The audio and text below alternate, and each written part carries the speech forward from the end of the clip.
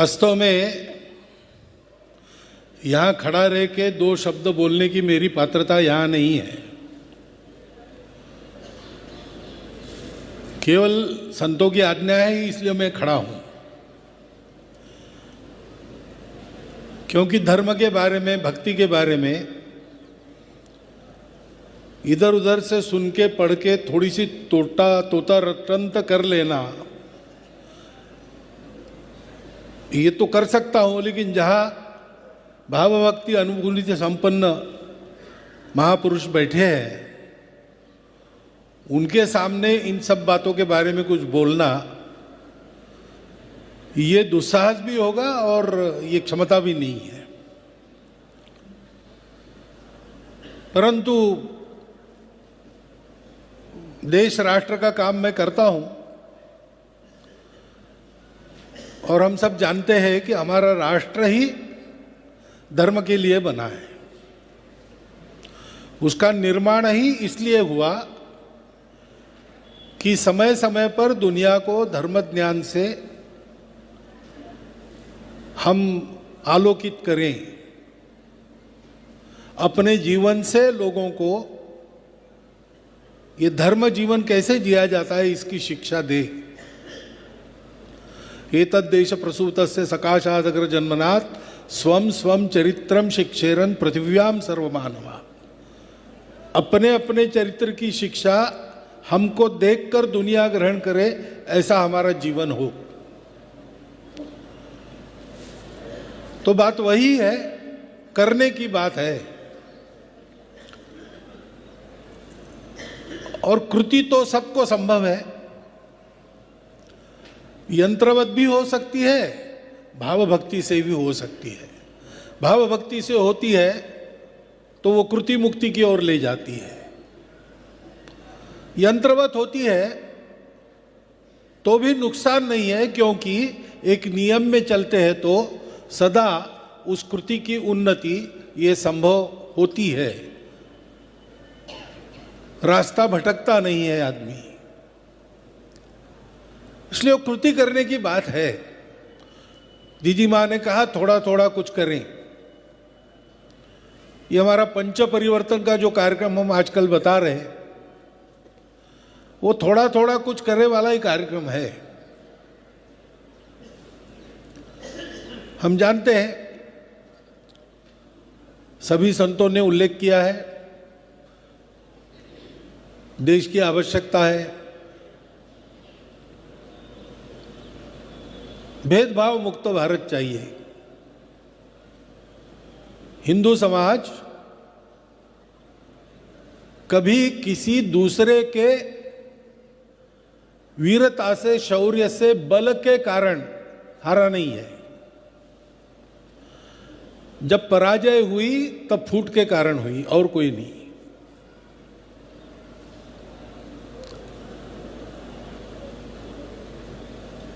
और इसलिए किसी प्रकार का भेदभाव न रहे। तो करना क्या है?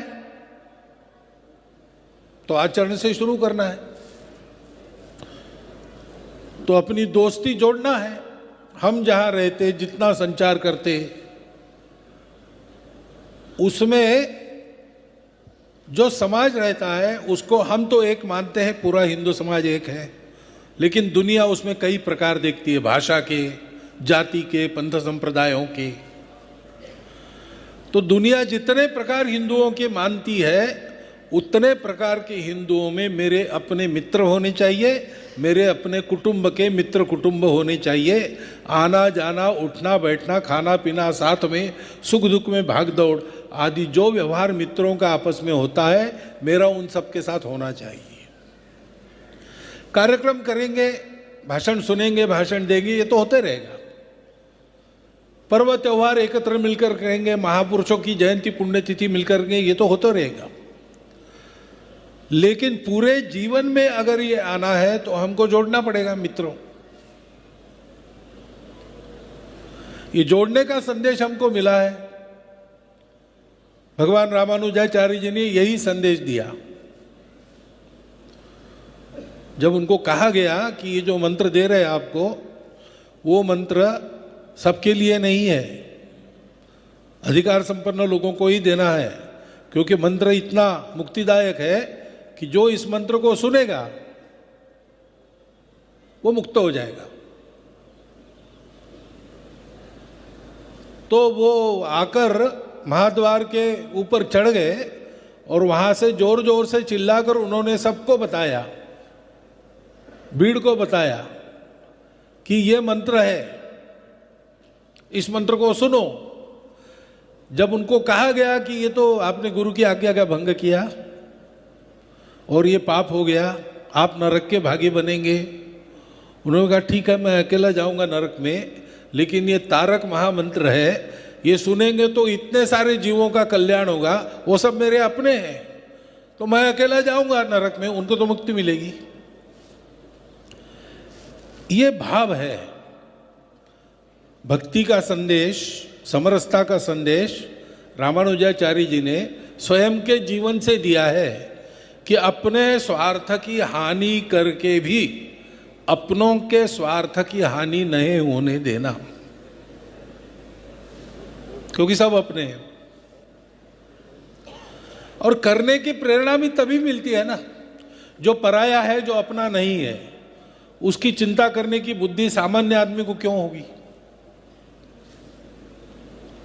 तो कोई अपना है ये जब पता चलता है तो उसके लिए कुछ करने की बुद्धि भी होती है और व्यक्ति करते भी है। लेकिन सब अपने हैं ये पता कैसे चलता है? तो सब में अपनत्व का आधार क्या है? हम सब समान कैसे है भाई? समान तो दिखते तो है नहीं, बुद्धि कम ज्यादा रहती है, शक्ति कम ज्यादा रहती है, सारी बातें कम ज्यादा रहती ही है, समान कैसे कहेंगे?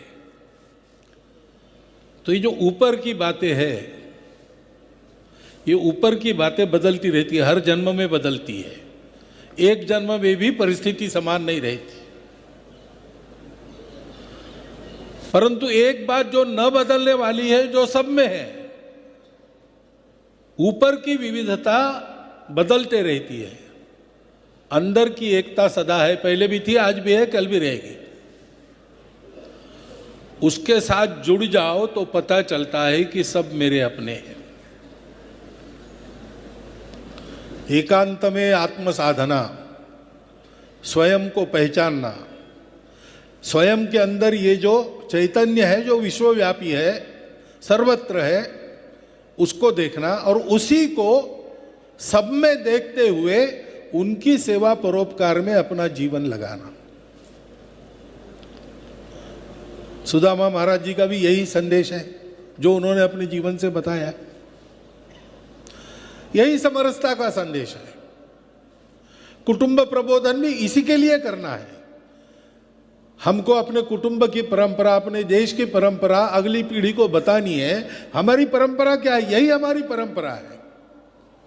आत्मवत् सर्वभूतेषु परद्रव्य मातृवत् परदारेषु परद्रव्येषु लोष्ठवत् आत्मवत् सर्वभूतेषु।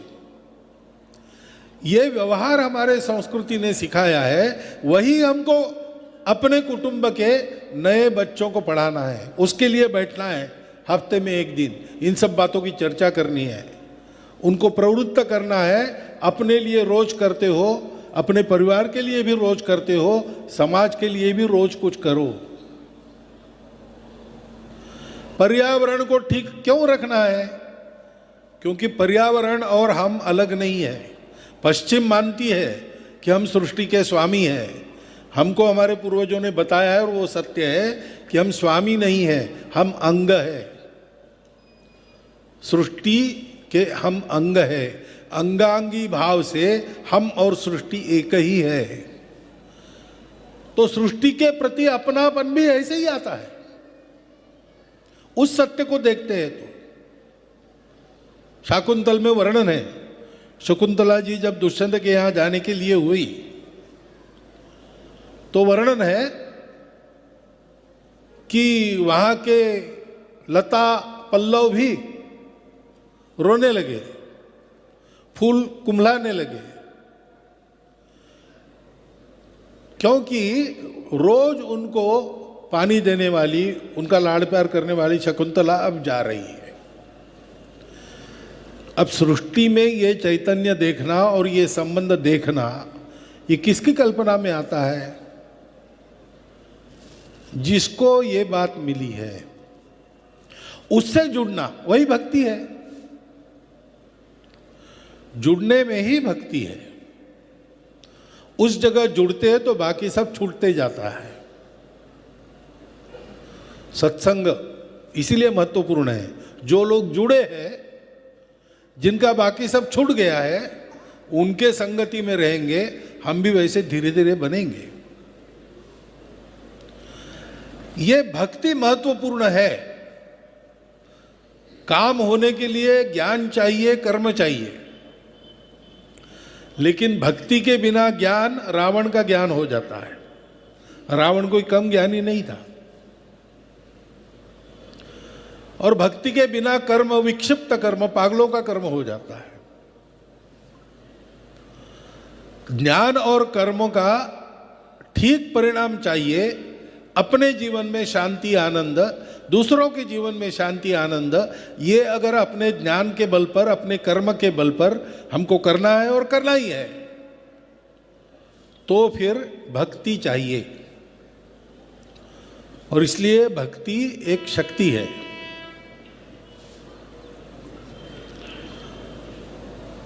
शक्ति में भक्ति नहीं है तो शक्ति दुर्बलों को प्रताड़ित करती है।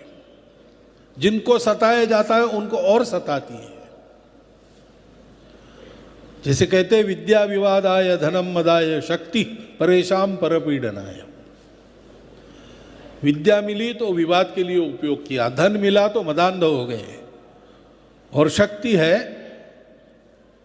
तो सताते हैं सारी दुनिया को। महाशक्ति बनते हैं, सारी दुनिया को सताते हैं। भारत के सामने ये कभी नहीं था। इस शक्ति का आदर्श हमारे सामने नहीं है। हमारे सामने वो शक्ति है जिसमें अमरत्व की शक्ति है, क्योंकि वो भक्ति से निकली। प्रहलाद के ऊपर कितनी परिस्थितियां आई। आज हमारे यहां भी परिस्थितियों की चर्चा हम करते हैं। परिस्थिति को देखते तो डर ही लगता है, कि बात बिल्कुल सही है। लेकिन हम जानते हैं भाई, परिस्थिति आती है और जाती है। ऐसी परिस्थिति पहली बार थोड़ी आई है। हमने सुल्तानों बादशाहों के नीचे 500 साल तक जीवन जिया, तब भी था। हमारा कुछ बुरा होना रहता तो उसी समय हो जाता, लेकिन उसमें से हम बाहर आए और फिर से एक हिंदुओं का देश इस नाते आगे बढ़ रहे हैं। ये शक्ति कहां से आई? आसमानी सुल्तानी दोनों प्रकार के अत्याचारों में से हम जा रहे थे। नरमुंड तोले जा रहे थे मनों से, यज्ञोपवीत के को भी तोला जाता था। ऐसे अत्याचारों में हमने अपने धर्म को बचा कर रखा, अपना बलिदान देकर भी। और फिर से आज उस सनातन धर्म का डंका सारी दुनिया में हमारे संतों के द्वारा प्रसारित हो रहा है। ये शक्ति कहां से आई? भक्ति से आई। प्रहलाद जी ने भी सारे अत्याचार उसी के बल पर सहन किए ना, क्योंकि वो शक्ति थी जो मिट नहीं शक्ति थी। और वो शक्ति अपना काम करती है, समय पर करती है। लोगों को भक्ति द्वारा उसके लिए तैयार रहना पड़ता है। वानरवीर तैयार है तो राम जरूर आएंगे। पांडव अगर अपने शस्त्र उतारकर रथ में युद्ध के लिए बैठे हैं तो सारथी जरूर मिलेंगे। हमारी तैयारी की कमियों के कारण बातें रुकती है। एक बार हमारी तैयारी हो गई कि धर्म संस्थापनार्थ आए, उनको आना ही है। वो तैयारी भक्ति से होती है। हम संघ का काम करते यानी क्या करते हैं? उसी भक्ति को, भक्ति का आलंबन राष्ट्र बनाकर उत्पन्न करते। भक्ति तो एक ही है, वो दो नहीं होती। आराध्य का स्वरूप क्या है वो अलग अलग होता है, लेकिन रूप के पीछे जो सत्य है उसी की भक्ति होती है। ये यथा माम प्रपद्यन्ते, ऐसा भगवान ने कहा है। और इसलिए उस भक्ति को जगाना, प्रेम भक्ति के बिना नहीं नाथ के मन भावेगा, उस अपनेपन को जगाना, समाज में सारी विषमताओं को दूर करने के लिए जो विराट उद्यम चाहिए, सबका चाहिए, वो उस भक्ति के बल पर ही बनेगा। और इसलिए ऐसे भक्तिधाम जहां जहां है वहां बुलाते हैं तो सामान्यतः मैं कभी नहीं नहीं कहता, पहले से कार्यक्रम बनाओ तो फिर कोई इलाज नहीं रहता, लेकिन कोई मनुहार करनी नहीं पड़ती, क्योंकि वहां हम जाते हैं तो हमारा लाभ है उसमें। आजकल की भाषा में हमारी बैटरी चार्ज हो जाती है, क्योंकि जो हमको करना है, शक्ति जागरण का काम हमको करना